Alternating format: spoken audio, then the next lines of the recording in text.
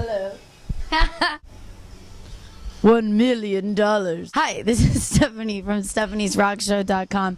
I'm just hanging out on the ocean in Malibu. It's gorgeous right now, and I have to leave soon to go to Hollywood and interview an amazing band called the Deliverance. So let's get in the car and go do that. Hi, this is Stephanie with SMN News and stephaniesrockshow.com. Grant from the Deliverance, or the Deliverance. Thanks for coming. No problem. Thanks for having me. Oh, yeah. No, you're hot. We got to have you on. Okay, so let's talk a little bit. You have a new album, and it's Revelation. Correct. And it's spelled different. Can you spell it for everybody? No, but I know there's 2 E's in it. There's no O in that thing. So I'm not the greatest speller, you know. I'm not either, so that's okay. So I heard a rumor that you met Mick on Craigslist. Is this true? Yes. Yes. How does this happen? It's the way everything seems to happen for me. I'm telling you, my car, job, bands, everything, free stuff is all Craigslist. That's this. I don't know. Craigslist has saved my life. Sponsored by Craigslist. I'm telling you, if they would, I'm all about it. You're on it. Yeah, you know. So he was looking for a lead singer in the band, and you just came across it? And Yeah, I moved out here from Dallas, and basically came out here in a little car and slept on the beach in my car for a little bit at a couple $100, and I tried it for 28 bands in a 10-month period of time, and then I heard Mick's stuff, and he had a few tracks up, and I was like, oh man, this sound right here is something I've never heard. And I met with him 2 days later, sang 7 songs, had all the lyrics for 7 of the tracks, just demo versions. But after that day, we just were like, okay, we just we're like, me and you stick together, we got to do what we got to do, and just sat in his. Did you say 10 months? 10 months. And you did? Were you in a car for 10 months? No, I would no. That on the beach. I'm still in the car. No. There's your house. I was in the car for about a week and a half. And then I got on Craigslist. I met one of the Doobie Brothers, and ended up being his recording, because I owned a recording studio in Dallas. Yeah. So ended up being his like engineer, guy for a while. That worked out until I found out he was a raging alcoholic. Yeah, no, he was cool. Hard to sleep though. Hard to get things done. Yeah. No, it was cool. It was a good it was a good experience. So. And do you have vocally someone you've looked up to, or that you feel like you sound a little bit like? Vocally, because I came out of the Seattle, Washington area, so vocally the grunge scene kind of played a influence on me. I'd have to say like Chris Cornell probably, and Lang Stanley from Alice in Chains, Chris Cornell kind of thing. That's really my. I'm a weirdo. I have only bought 2 CDs my whole life, 2 Pantera CDs. I'm not really. I'm a horrible fan, so I'm not like that. I don't, because if I listen to a CD, I'll just repetitively listen to it, and then I'll go, oh shit, I'm singing like that, so I don't buy CDs. You want your own unique sound and everything. Yeah. Very cool. And I actually read this interview. You said Chris Cornell, and it was your favorite Magic band you could put together, and you had the weirdest, like Wes from Limp Bizkit, and who else was it? It was like I have some of them here. Like, Vinnie Paul and Dimebag Darrell. What? No, what? And you didn't have a bass player. What inspired you to put that dream band together? Because in Dallas, that's kind of where my musical everything kind of started when I was around 20, and Dimebag and Vinnie, I knew them both because they were. It was like in Hollywood, I guess at certain times, whenever certain bands would come on, they were considered the Deep Ellum Rats, and that's someone basically who is in Deep Ellum 4 to 5 nights a week.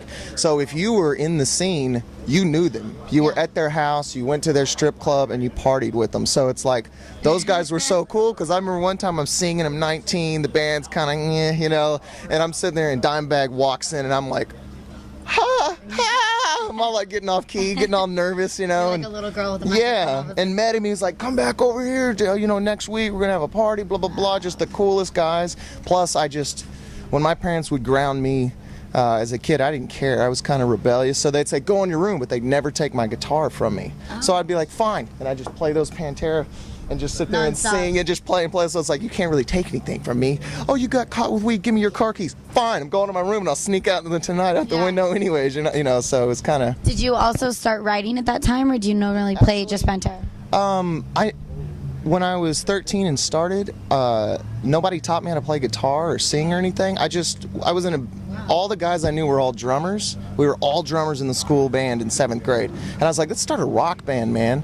I was like, I'll play guitar. Why not a jazz or classical band? No, that's what got me out of it because they were like, you gotta were in the school band. Right, and they were like, so those nerds actually do get laid and grow up and join rock bands later? No, they didn't. That's what made me stop because it was.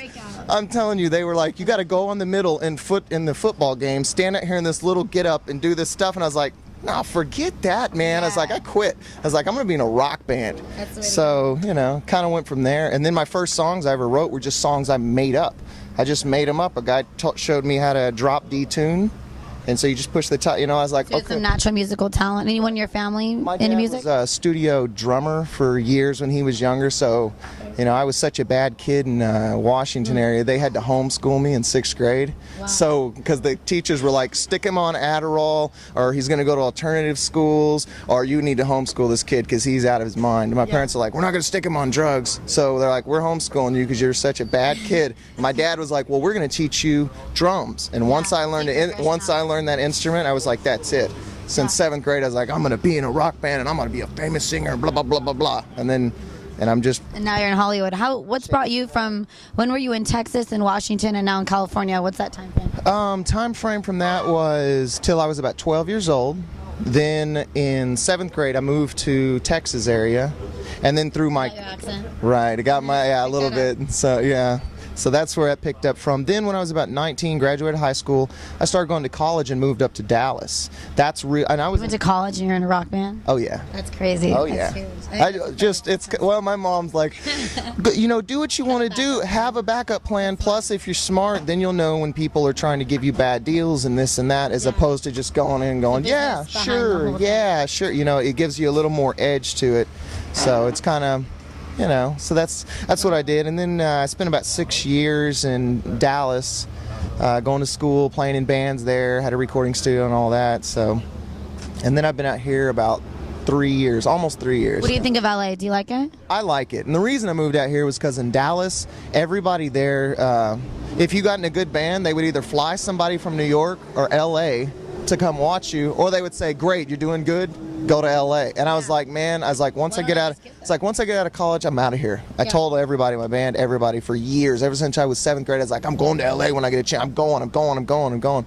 Finally one day I was like, that's it, I'm out. See, I finished an album I was producing for a band, and I was like, see you guys, I gotta go. Nice. If you do have real talent and you want to know if you really got it, you have to come to Los Angeles because the suits are here. Yeah. Regardless if they go to the clubs might be dead, but if you're stuck in the middle of Texas or some other town, it's so hard to and it's so hard to get to those people. Here, you can literally go knock on their door every day and sleep in front of their house and give them a CD every day and they'll probably listen to you because I love it. Right. Nobody comes out to interview you in Dallas. There's like 2 newspapers. That's it. Yeah. It's kind of They're not there. They're not there. I couldn't work in Dallas. I don't think I have more work in LA. Right. So Grant, anything with that Deliverance you'd like to plug or let us know about? Pay attention in the next couple of weeks.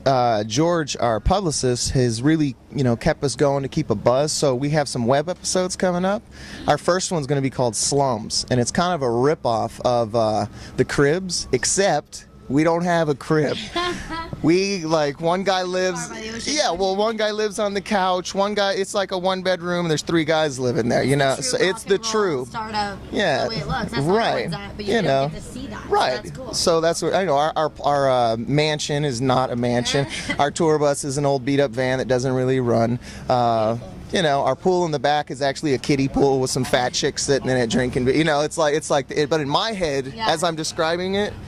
In my head, this is the master bedroom suite. Yeah. This is the pool. This is my Ferrari, and it's not Ferrari. You know what I mean? So it's we're doing some of those, and just to kind of keep, every 2 weeks we'll put out a new type of, some sort of episode, just so people can kind of keep the fans intrigued, and to know that we're not, we're just normal dudes trying to do the deal, Yeah. So. Hollywood dream. Right. I love it. Exactly. Well, look for that, and thank you very much for coming on the show. We look forward to seeing what you guys have going on in the future.